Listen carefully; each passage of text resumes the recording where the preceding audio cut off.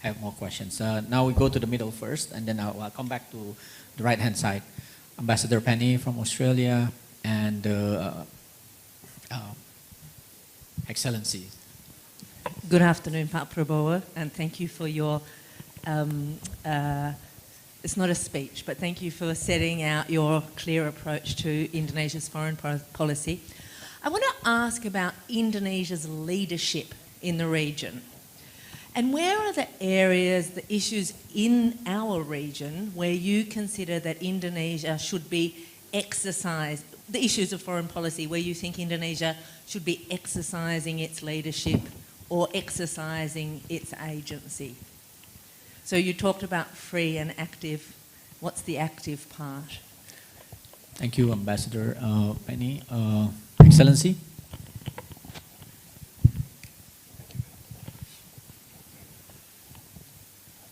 My name is Benedetto Latteri. I'm the Italian ambassador. Thank you for your introduction, Mr. Minister. My question is more or less the same like the Australian colleague. Which is your attitude towards European Union?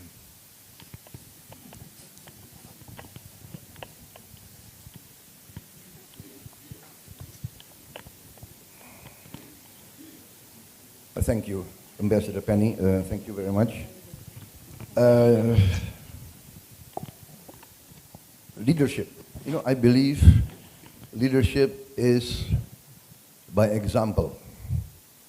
So Indonesia, if we want to really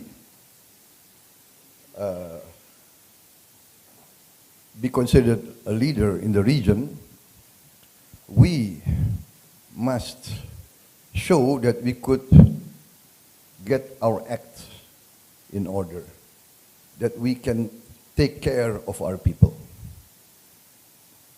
If we cannot take care of our people, how can we claim a position of leadership? So therefore,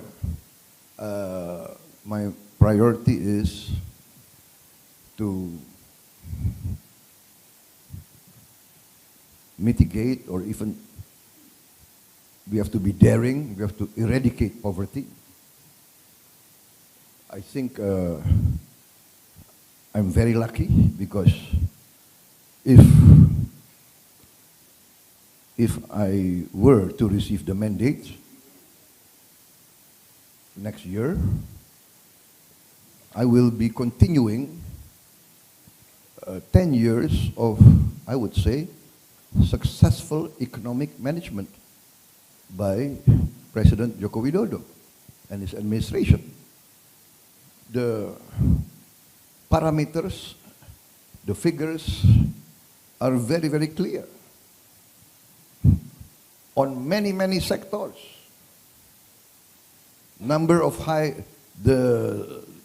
kilometers of highways built, the number of dams built, the number of airports built, the number of ports built, the number of roads built, the recipients of a lot of government assistance. We have become basically a welfare state. We are taking care of our poor and our weak. Are we satisfied? No. Do we have to do better? Yes. Is there corruption? Yes. Is there leakage? Yes. We must address that. Our education system has to be improved. Yes. And so that's my answer. And when you ask what's the active part, we will always be active in pushing for promoting dialogue, peace, negotiation. We always will be consistent. We always will try to push for compromise in all matters. That's our active part. And I repeat again, my conviction, if we are successful in getting rid of poverty in Indonesia, we are successful in promoting an economic model that shows there can be progress, there can be growth, but there is social justice. There's equal opportunity for everybody. That, I think, we will attain a position of leadership. Even now, we are surprised. Many African countries now look Indonesia as another alternative. I've gotten requests from counterparts in Africa. They want to send their officers, their cadets, their soldiers to be trained in Indonesia. They want to buy our equipment, etc., etc. They see another alternative. They see another rising example. And they see that we have the same experience as them. We have our share. We had our share. We were colonized for many years. We have our share of insurrections. We have our share of civil wars, of separatists. They are experiencing that now. But we can overcome by negotiation, by collaboration, by compromise. So sometimes it's very funny that we have solved many of our problems by negotiation, by compromise. So that's my answer to Ambassador Penny and to the Italian ambassador. What is my view about the European Union? Excellency, I want to tell you something.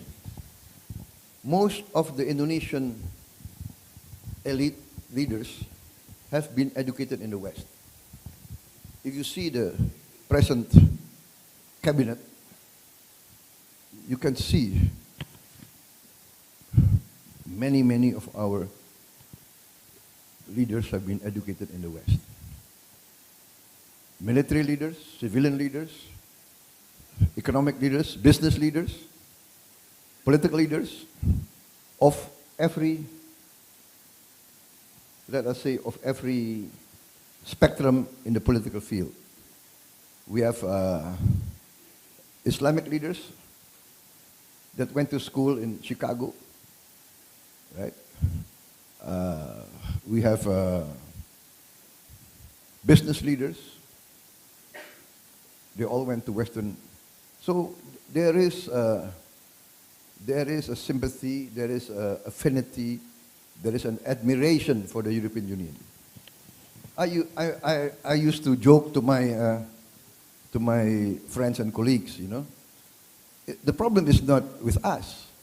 The problem is with you. With the European Union. You know what I would say? We love the European Union. We love Europe. The problem is Europe doesn't love us.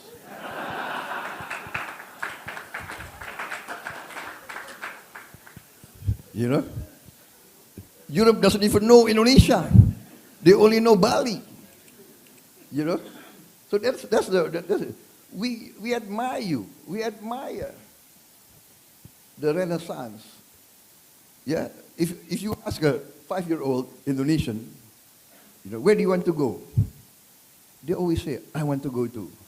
You know, the first choice of many 5-year-old Indonesians, you know, to be very frank, the first choice, of course, I want to go to America. That's what. There is this goodwill, you know. But what I'm afraid, this is what I'm afraid as a friend. You know, I grew up in Europe. Maybe I know European history maybe better than many Europeans. Maybe. But what I'm saying is this. What I'm afraid of is that Europe will lose your moral leadership.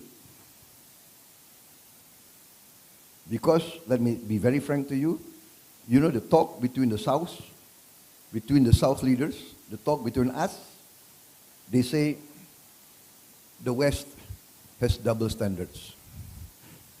The West teaches us democracy. The West teaches us human rights. but the West has different standards. And you know, this will be very critical. I'm saying this as a friend. I'm afraid the West will lose your moral leadership. Because the last 100 years, we all are in awe. The last 200, 300 years, we are in awe with your strive, with your achievements. And also, yes, your philosophies. Justice, equality before the law, human rights. We admire that. And we emulate. We try to emulate, right? CSIS, one of the strongest pro-Western institution in Indonesia. Am I correct? Pak Yusuf? Yeah? Right? I want to be very frank. Right? Yeah. When I was in the army, they always criticized me. You know that?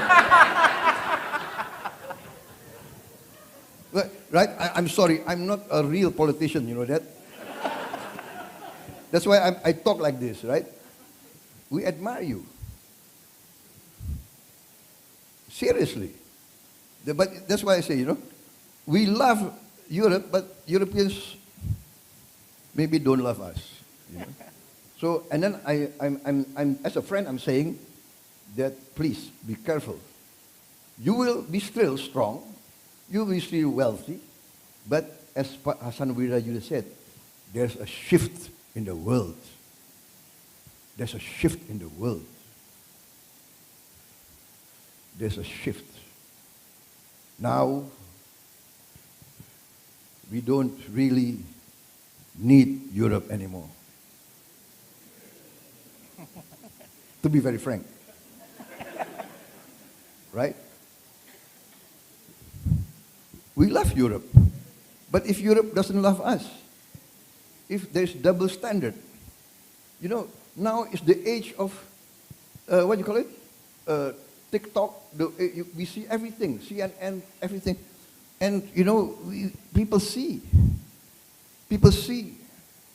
what's happening. The West has one standard for this, another standard for that. I will not go into details, you know, because 1,000 friends too few, one enemy too many. So. Thank you, Pak Prabowo.